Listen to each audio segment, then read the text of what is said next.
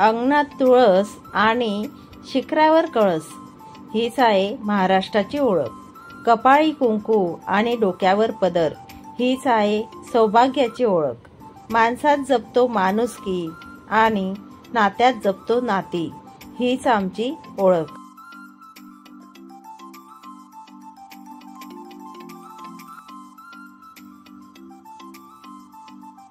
अवधूत चिंतन श्री गुरुदेव दत्त. तुम्हा सगळ्यांचं आपल्या चॅनलमध्ये स्वागत करते. तुमचा दिवस हा आनंदी जावो, शुभ जावो आणि स्वामीमय जावो अशी स्वामींच्याने प्रार्थना करते. तर आजचा विषय आपला होणार आहे बघा, तुलसी विवाह. तुलसी विवाह जो असतो आपण घरच्या घरी करू शकतो आणि प्रत्येक घरात करायला देखील हवा. का करायचा ते देखील मी तुम्हाला सांगेल. पण तुलसी विवाह अगदी साधी आणि सोपी पद्धत आहे. तुमच्या घरात हा करायचाच आहे. त्यासाठी या वर्षी म्हणजे 2024 ला तुलसी विवाह येत आहे. तर 12 तारखेपासून 12 नोव्हेंबर पासून तर 15 नोव्हेंबर हा जो कालावधी आहे तो आहे. 12 तारखेला एकादशी येत आहे.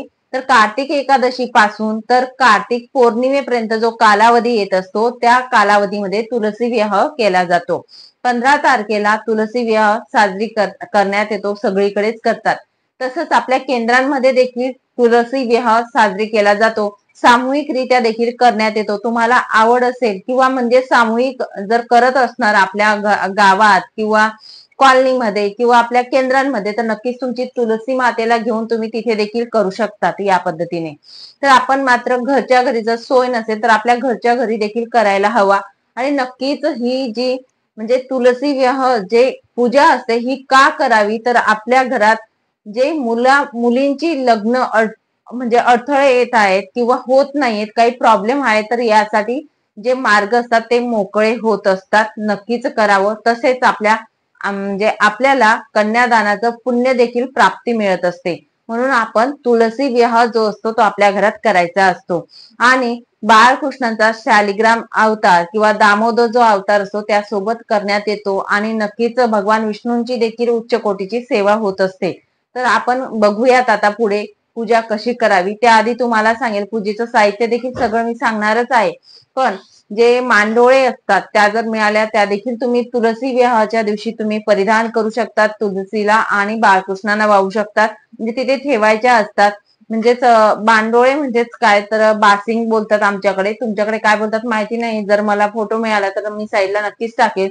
ते देखील आपल्याला लागत असतात. तर ज्या ज्या वस्तू लागतात ते नक्कीच मी पुढे सांगत आहे.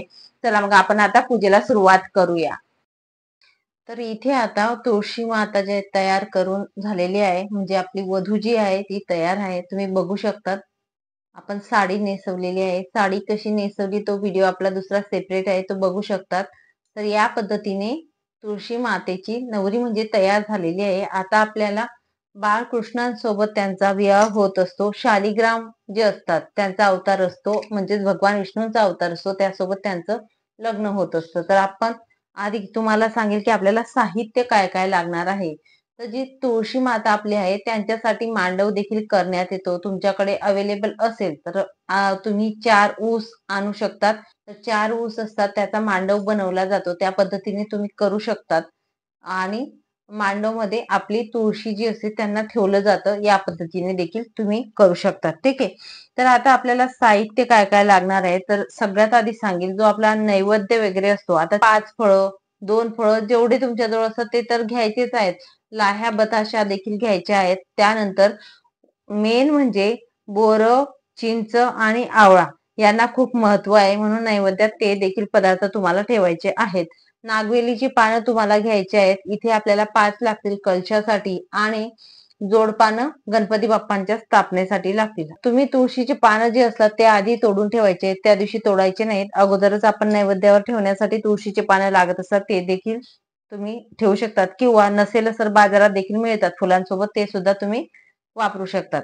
त्याच प्रकारे इथे गणपती बाप्पांची स्थापना करायची. गणपती बाप्पा नसतील तर तुम्ही सुपारी स्वरूपात देखील इथे ठेवू शकता. अक्षदा असतात रंगवलेल्या अक्षदा, त्या देखील आपल्याला लागतील जेव्हा मंगलाष्टक होत असतात. अंतरपाठसाठी आपल्याला पांढरा कापड जो असतो तो हा पांढरा रुमाल किंवा अंतरपाठसाठी जो काही लागेल तो एक कपडा लागणार आहे. एवढं साहित्य आपल्याला लागणार आहे. तुपाचा दिवा मी इथे प्रज्वलित केलेला आहे. तेलाचा पण चालेल, तुपाचा पण चालेल, काही हरकत नाही. इथे प्रज्वलित करून घ्यायचा की अग्नीच्या साक्षीने सगळ्या गोष्टी घडत असतात. तसा कलश स्थापना करून घ्यायची. त्यानंतर इथे जोडपानं ठेवलेत, अक्षदा ठेवा. इथे स्वस्तिक काढून ठेवलेलं आहे. ही पूर्वतयारी तुम्ही एवढी करून ठेवायची. त्यानंतर आता आपण पूजेला सुरुवात करूया. सगळ्यात आधी गणपती बाप्पांची स्थापना होईल. गणपती बाप्पांची स्थापना करण्यासाठी गणपती अथर्व शीर्ष एक वेळा म्हणून केलं तरी चालेल किंवा ओम गण गणपती नमः हा मंत्र म्हटला तरी देखील चालेल. ओम गण गणपते नमः, ओम गण गणपते नमः, ओम गण गणपते नमः हा मंत्र 11 वेळा तुम्ही म्हटलं तरी देखील चालेल, काही हरकत नाही, तुम्ही म्हणू शकतात. पंचामृताने पाण्याने या प्रकारे तुम्ही अभिषेक करू शकतात. नंतर मूर्ती आपण पुसून घ्यायची, स्वच्छ पुसून आपल्याला विराजमान करायची. गणपती बाप्पांना इथे स्थापित करायचं आहे. नंतर त्यांना हळदी कुंकू अक्षदा व्हायच्या आहेत. ओम गण गणपते नमः, ओम गण गणपते नमः, ओम गण गणपते नमः, ओम गण गणपते नमः. आता तुमच्याकडे लाल फूल असेल तर तुम्ही वाहू शकतात. माझ्याकडे जे आहे आता अवेलेबल ते मी वाहत आहे. ठीक आहे. गणपती बाप्पांची स्थापना झाली त्यानंतर आपली कलशाची पूजा करून घ्यायची.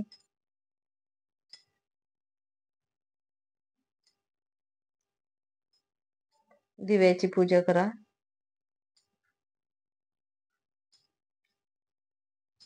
फूल व्हायचं आहे. तर आता आपल्याला बाळकृष्णांचा आणि तुळशी मातेचा देखील अभिषेक करायचा असतो. बाळकृष्णांचा अभिषेक करत असताना स्त्री सूक्त आणि पुरुष सूक्त म्हणायचं आहे आणि त्यांचा अभिषेक करायचा आहे. बाळकृष्णांचा अभिषेक करत असताना लक्षात घ्या, पुरुष सूक्त आणि श्री सूक्त एक एक वेळा म्हणायचं आहे किंवा ओम नमो भगवते वासुदेवाय नमः हा मंत्र देखील तुम्हाला जप करायचा असेल तर 108 वेळा आपण जप करू शकतो. दुधाने, पाण्याने, पंचामृताने या प्रकारे तुम्ही अभिषेक करू शकतात बाळकृष्णांचा. ओम नमो भगवते वासुदेवाय नमः, ओम नमो भगवते वासुदेवाय नमः. आता बाळकृष्णांचा अभिषेक झाल्यानंतर त्यांना आपण सजूया, कारण आता तुळशी मातेची तयारी झालेली आहे, पण बाळकृष्णांना देखील आपल्याला तयार करायचं आहे.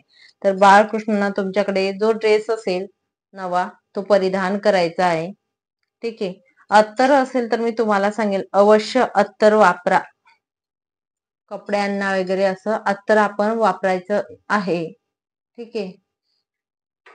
आता अभिषेक झाला बाळकृष्णांचा तर त्यांना अत्तर वगैरे लावायचं आहे. नंतर तुमच्याकडे माळ असेल तर ती माळ परिधान करायची आहे.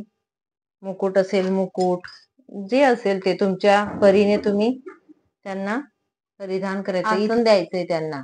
आता आसन देत असताना मी तुम्हाला आवर्जून सांगेल, तुमच्या घरातील पश्चिम दिशा कोणती आहे ते बघा.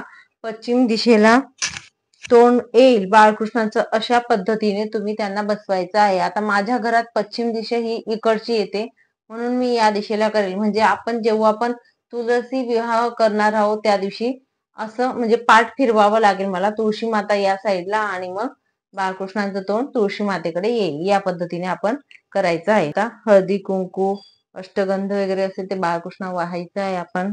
ओम नमो भगवते वासुदेवाय नमः, ओम नमो भगवते वासुदेवाय नमः या पद्धतीने. आणि त्याच्यानंतर तुम्हाला बघा ते वस्त्र बोलली मी, कोरं वस्त्र असेल ते व्हायचं आहे किंवा मग आपलं जे कापसाचं वस्त्र असेल ते सुद्धा वाहू शकतात तुम्ही, काही हरकत नाही. ते राहिलं तरी व्हायला चालेल, हे राहिलं हे व्हायला तरी चालेल.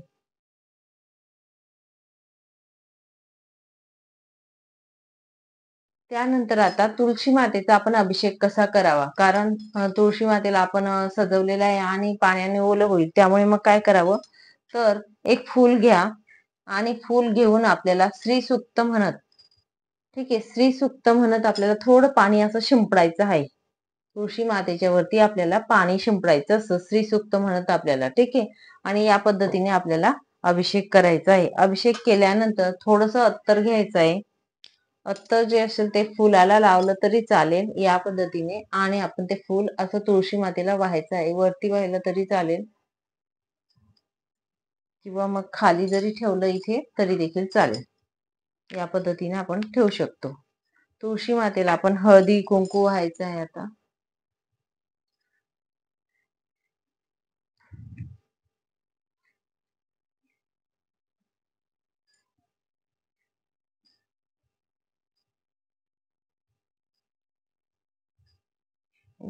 हळदी कुंकू व्हायचंय तुळशी मातेला.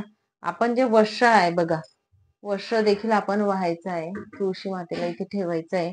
बांगड्या असतील ते देखील आपण परिधान करू शकतो. ठीक आहे. आता त्यानंतर आपण हे सगळं झाल्यानंतर तुम्हाला सांगते, सांगेल ओली हळद जी असते ती देखील आपल्याला लागत असते. तर ओली हळद जी असते ती आधी आपल्याला लावायची आहे बाळकृष्णांना इथे आसनावर बसवल्यानंतर, आणि त्यानंतर आपल्याला मंगलाष्टकाला सुरुवात करायची. 5 बोटं लावायची आहे आणि तसंच तुळशी मातेला देखील 5 बोटं हळद लावायची. या पद्धतीने आपल्या घरामध्ये जे आलेले असतात लग्न लावण्यासाठी, जे काही मंडळी असतात त्यांच्या हातात आपण रंगीत अक्षता द्यायच्या आहेत. आणि त्यानंतर आपल्याला जो अंतरपाठ असतो, हा अंतरपाठ जो असतो हा असा धरायचा आहे. नवरदेव नवरीच्या मध्ये ज्या प्रकारे धरला जातो त्या प्रकारे अंतरपाठ असा धरायचा आहे. अंतरपाठ धरल्यानंतर तुम्हाला सांगते की अक्षता ज्या असतात त्या सगळ्यांनी अंतरपाठ धरल्यानंतर मंगलाष्टक म्हणायचे आहेत. आता मंगलाष्टक जे असतात ते तुम्ही मोबाईलला लावले तरी देखील चालेल, किंवा तुमच्याकडे असेल पुस्तकात कुठेतरी तर तुम्ही वाचन सुद्धा करू शकतात. या पद्धतीने मंगलाष्टक म्हणायचे आहेत. मंगलाष्टक म्हटल्यानंतर अंतरपाठ काढून घ्यायचा. नंतर ज्या सगळ्यांच्या हातात अक्षता असतील त्या नवरदेव नवरी म्हणजेच तुळशी माता आणि भगवान विष्णूंच्या अंगावरती टाकायचे आहेत. त्यानंतर तुम्हाला सांगेल की तुमच्याकडे जर हार तुम्ही आणलेले असतील तर भगवान दामोदर आहेत त्यांच्याकडून तुळशी मातेला आपण माळ परिधान करायची आहे. आणि तुळशी मातेकडून भगवान विष्णूंना आपण माळ परिधान करायची. या पद्धतीने तुम्ही करू शकता. त्याच प्रकारे जर मंगळसूत्र वगैरे तुम्ही आणलेलं असेल तर भगवान विष्णूंच्या वतीने आपल्या घरातील मुलगा असेल तर त्या मुलाला तुळशी मातेला मंगळसूत्र परिधान करायला सांगायचं. या पद्धतीने तुम्ही करू शकतात. आणि हे सगळं झाल्यानंतर तुळशी मातेला आपण हळदी कुंकू सगळं काही वाहिलेले आहे. भगवान विष्णूंची पूजा आपली झालेली आहे. तर आता आपल्याला दाखवायचं आहे नैवेद्य. नैवेद्य आपण 5 फळं, जसं मी तुम्हाला सांगितलं मगाशी आपण काय काय घ्यायचंय नैवेद्यामध्ये, 5 फळं असले ते घ्या. लाया बताशे घ्यायचे आहेत, चिंचा, आवळा, बोरं हे घ्यायचं आहे. हा नैवेद्य दाखवायचा आहे. तुळशीचे पान ठेवायला विसरू नका. तत्सवितुर्वैज्ञ भर्गोदेव सदिमे धियेन प्रचोदयात्. तानायचा घालायचा उदानायचा समनायचा पानायचा ब्रह्मचा नैवेद्य समर्पयामि. तसंच गणपती बाप्पांना गोड खोबऱ्याचा नैवेद्य आपल्याला दाखवायचा आहे.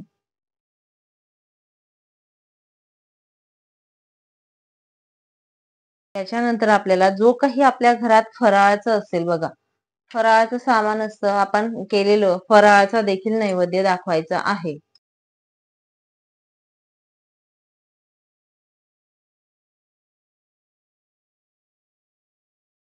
आहेत तुळशी मातेची ओटी भरायची आहे. तुळशी मातेची ओटी अवश्य भरावी सगळ्यांनी. तर त्यासाठी आपल्याला लागणार आहे एक नारळ आणि तांदूळचे किंवा गव्हाचे दाणे, ब्लाउज पीस, या प्रकारे आपल्याला ओटी भरायची आहे.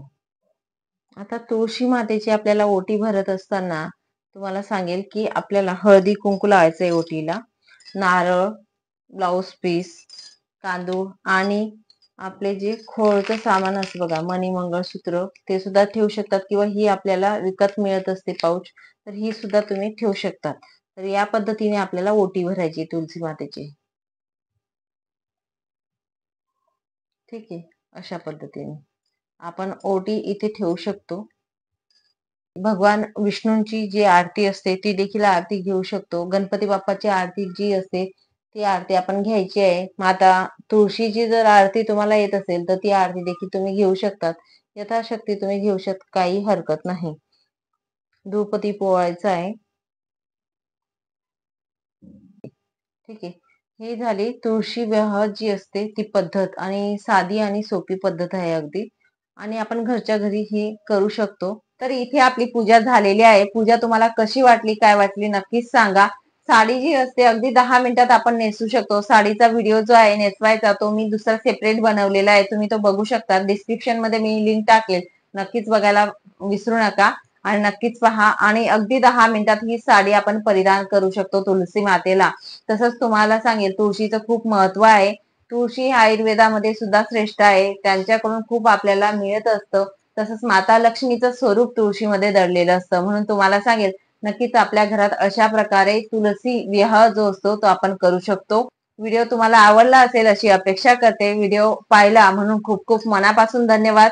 आवडला असेल तर नक्कीच लाईक करा, शेअर करा आणि सबस्क्राईब करा, जेणेकरून येणारा प्रत्येक व्हिडिओ हा तुमच्यापर्यंत येईल. म्हणून सबस्क्राईब करायला विसरू नका. नंतर अजून भेटेल पुढच्या व्हिडिओमध्ये नवीन माहिती सोबत, नवीन विषयासोबत. तोपर्यंत श्री स्वामी समर्थ अवधूत चिंतन. श्री गुरुदेव दत्त.